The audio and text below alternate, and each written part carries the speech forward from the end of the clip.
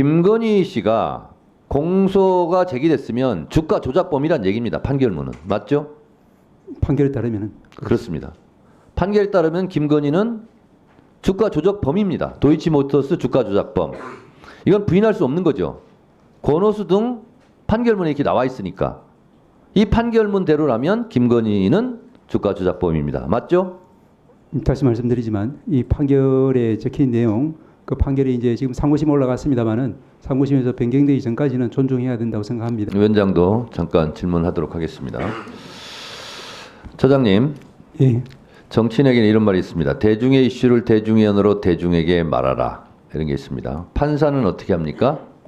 검사의 공소 제기 사실을 법전의 법대로 판결문으로 말하는 거죠? 그렇습니다. 네.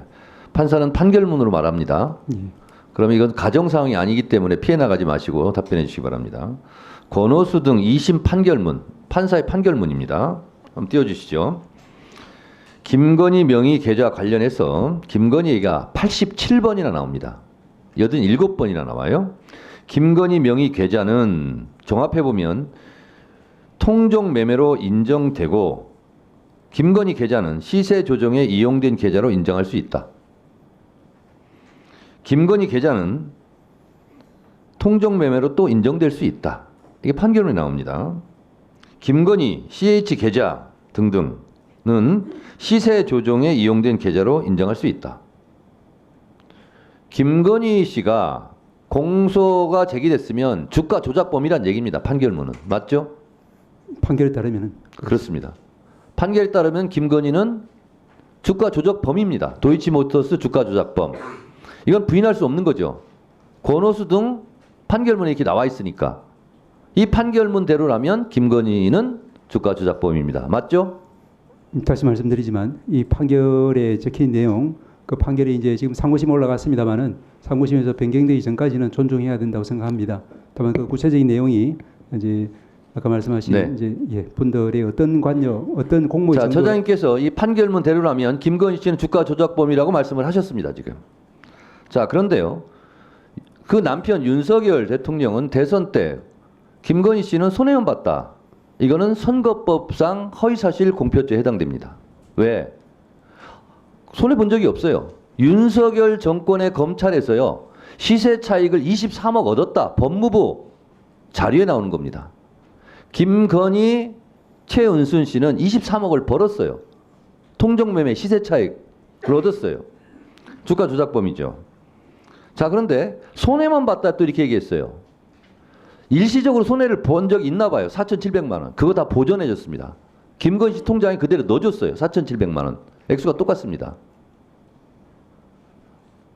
김건희 씨는 주가 조작범이고요. 또 1차 주포가 이렇게 얘기해요. 권오수 씨랑 있을 때 수익의 30~40%를 주겠다. 1차 주포에게. 그 얘기를 하는 현장에 김건희 씨도 있었다는 JTBC 보도입니다.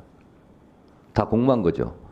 자, 2심 판결문은 손모 씨에 대해서 처음에는 1심에서 무죄가 난 이유는 공범으로 봤기 때문에 그건 무죄다. 다만 방조범이다. 이래서 실형을 때렸습니다.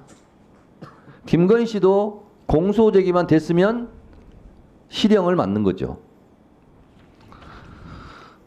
김건희 씨가요. 2010년 그 유명한 8만 주에 12시 3,300에 때려주셈.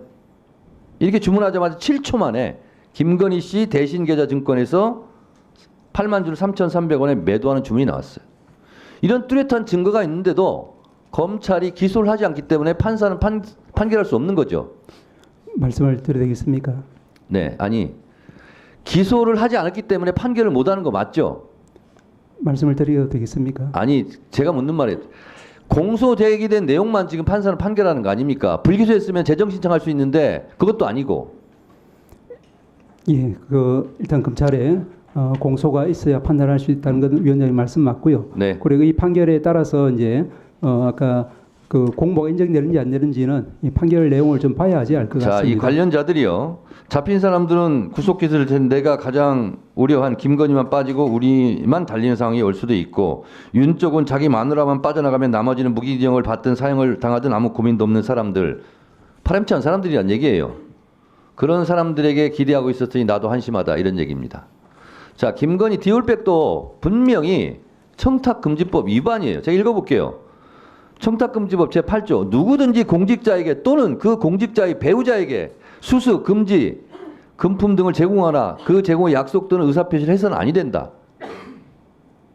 이것도 기소를 안 하기 때문에 판결을 할 수가 없습니다. 또 김건희 관련된 얘기하겠습니다. 명태균 씨 동영 음성 좀 틀어주시죠. 매우 놀라운 일이 어제 스픽스에서 공개가 됐습니다. 3억 6천만 원 여론조사를 했다는 거예요. 명태균 씨 얘기 들어보시죠. 예, 하여튼 조사 돌리면서 할 때마다 나한테 좀 이야기를 해줘요. 맨날 유성에서 뭐 해줘야 돼. 보세요. 대선 기간 때 특히 또 깜깜이 기간에를 포함해서 26차례를 3억 6천 비용을 들여서 여론조사를 해줬다는 거예요. 그런데 국민의힘 대선 회계장부에는 이 명목이 없습니다. 불법이죠. 그래서 3억 6천을 달라고 비용을 추계를 했다는 얘기를 어제 강혜경 씨가 스픽스에서 폭로했습니다. 들어주시죠. 돈 받아올게 해서 끝날 시점에 3월 거의 한 20일경에 그 내역서를 만든 거를 가지고 서울로 올라가셨어요. 네. 그걸 받아올게 하고 명태균 씨가? 네. 자, 그 내역서의 금액이 얼마였습니까? 3억 6천 정도 됩니다. 3억 6천 정도 되는 대선 기간에 윤석열 대통령을 위해서 여론조사했는데 비공개 여론조사 3,000젠퍼를 자 26회 정도 조사를 한 걸로 제 취재에서는 네. 나왔고요. 그 돈이 한 3억 6천 정도 되니까 받으러 가겠다라고 해서 청구서를 만들어 달라고 했다는 거죠. 네, 네. 그 청구서를 만들어 드렸죠. 그 주려고 청구서 지금 한다라고 했었고 네 이제 받아올게 해서 청구서를 만들어서 돈을 받아왔습니까? 못 받아왔습니까? 못 받아왔습니다. 연락도 없었고 갑자기 이제 의창구에 보궐선거가 생기니 의창구로 가야 된다. 부랴부랴 선거 준비도 안 된 상태에서 의창구로 저희가 투입이 돼서 선거 진행을 했고 선거를 치렀습니다. 그 다음 거요. 현재 국민의힘의 책임 당원입니다. 국민의힘 이렇게 자꾸 나라 망치셔서는 안 되고요. 진실은 정말 진실 밝혀야 되고 권력에 있는 사람들 언제든지 약한 사람들 죽일 수도 있고 살릴 수도 있습니다. 꼭 진실 밝혀질 수 있도록 응원 많이 해주시고요. 당당하게 맞서 싸우겠습니다. 네, 1분간 더 넣으시죠. 자, 저는 사실로 보입니다. 이거 1시간 반 내가 제가 다 봤습니다. 근데 김영선 씨 회계 책임자 있고 미래한국연구소에서도 명태균 씨랑 같이 일했던 사람이에요. 세 사람이 지금 소송전을 벌이고 있습니다. 그래서 이분도 사기 횡령죄로 김영선 의원이 고소를 했대요. 그래서 자기도 어쩔 수 없이 지금 나와서 얘기를 하고 있는 겁니다. 저는 진실로 보여요. 처장님, 예. 만약에 이것이 검찰 수사를 통해서 법정에 오면 정치자금법 제32조, 정치자금법 제45조, 공직선거법 47조의 2, 공직선거법 237조 위반으로 저는 보입니다. 이거는 윤석열 대통령에 대한 명백한 탄핵 사유죠. 박근혜 대통령도 법률을 위배하고 헌법수호 의지가 없다 하여 탄핵이 됐습니다. 저는 이것은 탄핵 사유라고 생각합니다. 처장님은 어떻게 생각하십니까? 말씀드리겠습니다. 아까 말씀하신 그 판결에 이제 직접 기소되지 않은 그런 사람들에 대해서는 그 부분에 대해서 독자적으로 다시 기소가 되었을 때 엄밀하게 판단이 이루어져야 되기 때문에 어떠한 이제 유무죄 예단도 가할 수 없다는 생각입니다. 그리고 말씀하신 것처럼 이제 아직 이제 그 수사가 이루어지고 있거나 혹은 이루어지기 전이거나 이런 부분에 대해서는 엄밀한 정보 수사를 거친 다음에 저희 사법부에서 최종적인 판단을 내릴 수 있다 이런 말씀을 드릴 수 있겠습니다. 그야말로 강혜경 씨의 핵폭탄, 탄핵 폭탄이 터졌다고 생각합니다. 이것마저 검찰이 수사를 할지 안 할지 지켜보겠습니다.